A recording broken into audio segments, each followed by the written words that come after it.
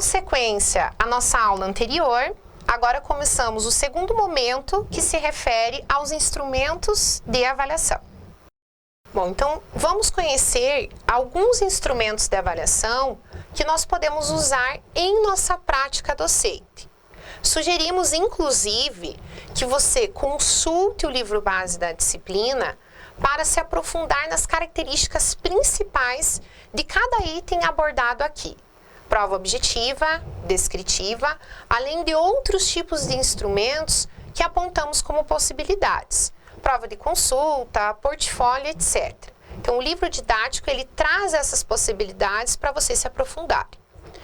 Primeiramente, nós vamos destacar algumas reflexões a respeito da prova objetiva. Então, a prova objetiva, ela fornece uma ampla amostra do conhecimento, visto a ser formada por numerosas questões, que eliminam traços pessoais do aluno, que permitem um julgamento rápido e também objetivo, porque cada item admite apenas uma resposta. A prova objetiva é interessante também porque ela é de elaboração bastante difícil e demorada por parte daquele que elabora essa prova. Entretanto, ela exige atenção durante a sua aplicação. Perceba que há alguns tipos de questões objetivas.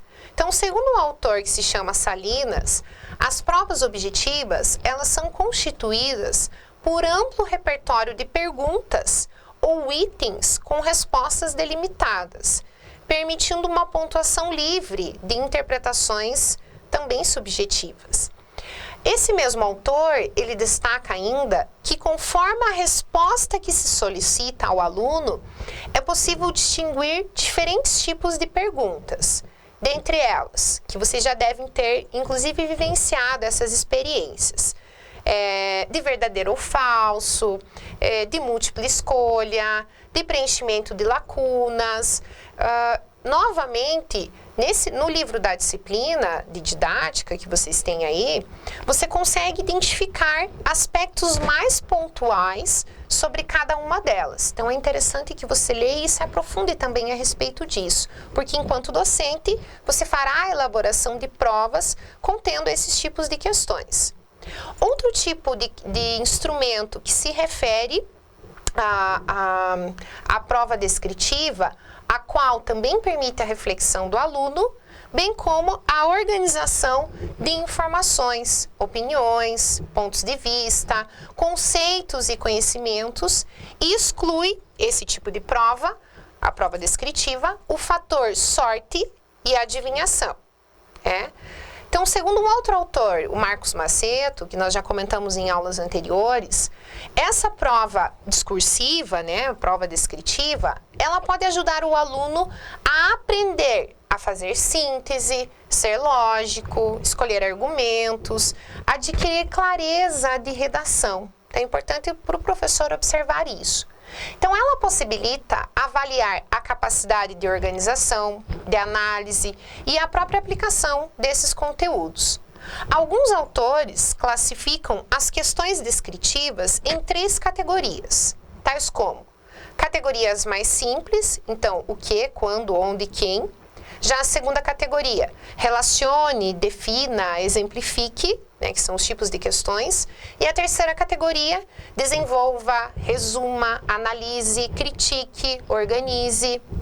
Então, é viável que ao elaborar esse tipo de questão, que você considere que no enunciado da sua questão, você deve evitar expressões como o que pensa, comente, fale sobre. Por quê? Porque não transmitem o significado do que se deseja como resposta de forma delimitada e precisa. Então, é importante observar as palavras de comando.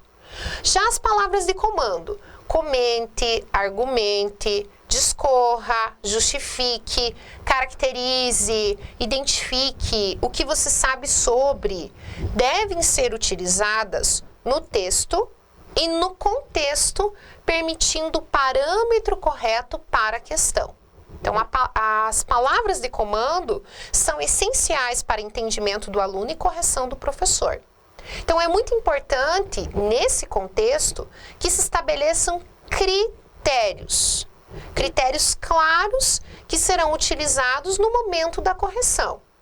Dentre eles, por exemplo, fazer referência às leituras feitas, opiniões pessoais com a argumentação ou não, a questão da ortografia, boa letra, capricho, enfim, que são critérios que serão utilizados para fazer a correção. Então, desse modo, nós recomendamos que o professor explicite aos alunos no enunciado das questões propostas, né, naquele instrumento avaliativo, os critérios de correção, evitando também a prática do ditado da prova, né, que já está em desuso.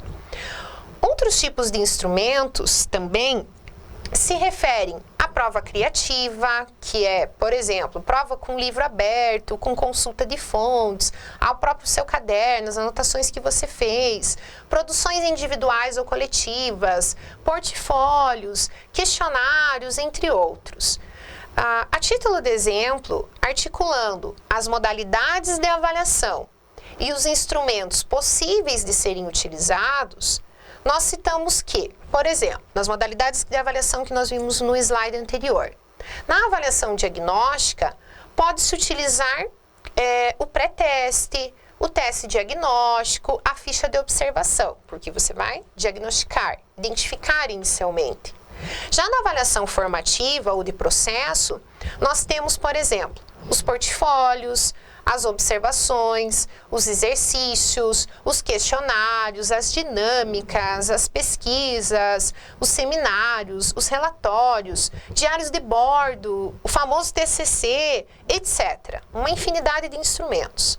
Já na avaliação somativa, né, que acontece lá ao final, usa-se em geral testes objetivos e os subjetivos, como provas objetivas, padronizadas ou não, e prova escrita de dissertação, certo? Bom, finalizando essa nossa aula sobre avaliação, nós esperamos que as reflexões aqui inseridas possam ter auxiliado na sua compreensão a respeito da avaliação no contexto educacional e as articulações com o campo da didática, correto? Então, nós desejamos um ótimo estudo e um aproveitamento da nossa disciplina, certo?